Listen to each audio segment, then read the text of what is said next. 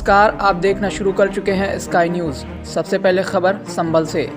गरीबों के राशन पर डाका डाल रहे राशन डीलर। सरकार गरीबों को हर 15 दिन में मुफ्त राशन दे रही है, तो वहीं महंगाई के दौर में गरीबों का चूल्हा जल रहा है और पेट भर रहा है, लेकिन भ्रष्टाचार गरीबों का भी पीछा नहीं छोड़ रहा है और सरकारी सस्ते गल्ले के डीलर गरीबों के राशन पर डकैती डाल रहे हैं और शासन प्रशासन अनदेखी कर रहा है।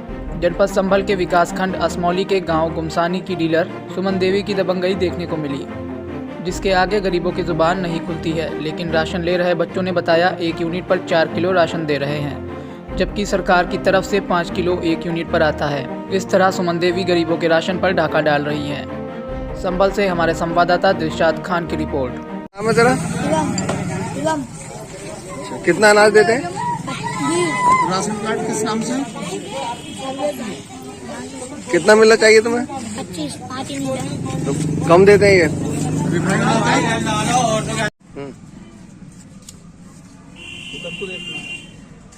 क्या नाम है आपका? बिंटू ठाकुर। कहाँ के रहने वाले? यहाँ किस पद पर हैं? पद पे क्या होता है? आप पार्टी पद से? आप यहाँ राशन डीलर? हाँ, मेरी घर वाली है। आप राशन सुमन देवी के नाम से कुछ है। अच्छा। कितना गल्ला है? मतलब पूरा मिल रहा है, कितना मिल रहा है? 5 करोड़ यूनिट के हिसाब से दे रहे हैं। गांव वाले तो 4 किलो यूनिट के गाँव साथ। वाले जो अपोजिट लोग हैं वो तो बोलेंगे ना। मैंने अभी राशन कार्ड भी देखा है, क्या उसमें उन्होंने 4 किलो यूनिट के हिसाब से बताया। वो अपोजिट लोग हैं कुछ हमारे। पहले चलता राशन दुकान इस जगह होती है, जो गल्ला जहाँ तुल्ला है मैंने पूरा भी दे रहे हैं, कम भी दे रहे हैं, पूरा भी नहीं नहीं मेरी बात सुनो, कम को जो अपोजिट लोग बता रहे हैं वो गलत है ना। जो गल्ला कांटे पर जो तुल्ला है वो 4 किलो ही इसके हिसाब से तुल रहा है। नहीं नहीं, जो ये इसके रिफंड की थैली पर जो जी प्रधानमंत्री और जी। योगी जी का फोटो है, इसका क्या करना है? उसका तो पॉलिथीन लगा रहे हैं काली वाली। नहीं। खबर प्रयागराज से। समाजवादी जिला कार्यालय प्रयागराज में नवनियुक्त पदाधिकारियों को दिलाई गई शपथ। प्रयागराज समाजवादी कार्यालय पर सैफ अफरीदी जिला अध्यक्ष मुलायम सिंह यूथ ब्रिगेड के नेतृत्व में समापन समारोह का कार्यक्रम संपन्न हुआ, जिसमें विशिष्ट अतिथि उमर जलाल राष्ट्रीय सचिव, समाजवादी अल्पसंख्यक सभा नितेश तिवारी राष्ट्रीय सचिव यूथ ब्रिगेड, मुख्य अतिथि के तौर पर समाजवादी जिला कार्यालय प्रयागराज समापन समारोह और नवनियुक्त पदाधिकारियों को शपथ दिलाई। प्रयागराज से हमारे संवाददाता अखलाक हैदर की रिपोर्ट।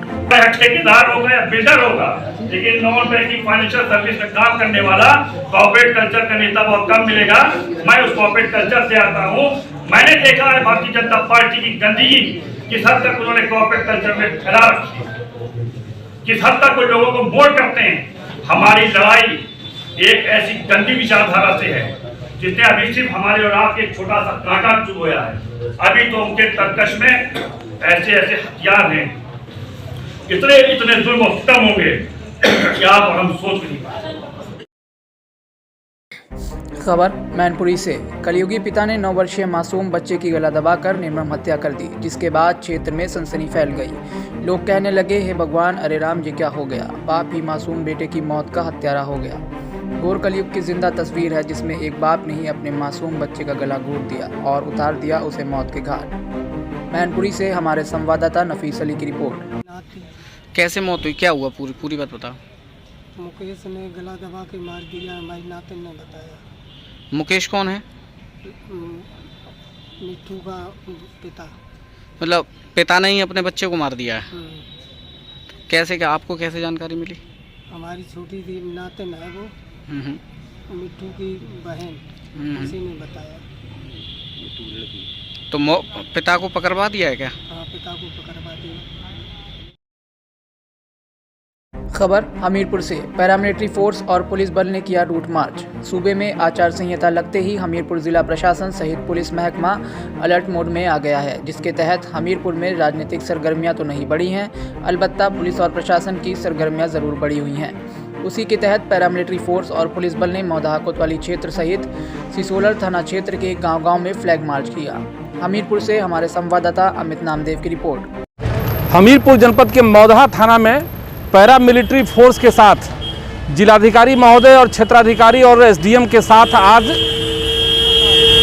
फ्लैग मार्च किया गया। एरिया डोमिनेशन का उद्देश्य था, जिससे कि निष्पक्ष, पारदर्शी और शांतिपूर्ण माहौल में चुनाव संपादित किया सके। इसके लिए लोगों को भी मोटिवेट किया गया कि कोविड गाइडलाइन का पालन करें और अधिकाधिक संख्या में अपने मताधिकार का इस्तेमाल करें।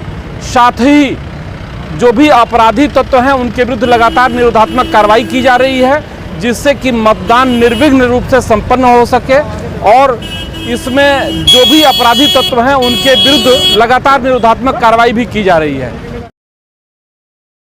खबर बहराइच से। नेहरू युवा केंद्र बहराइच द्वारा आयोजित हुआ जनपद स्तरीय लोक सांस्कृतिक कार्यक्रम।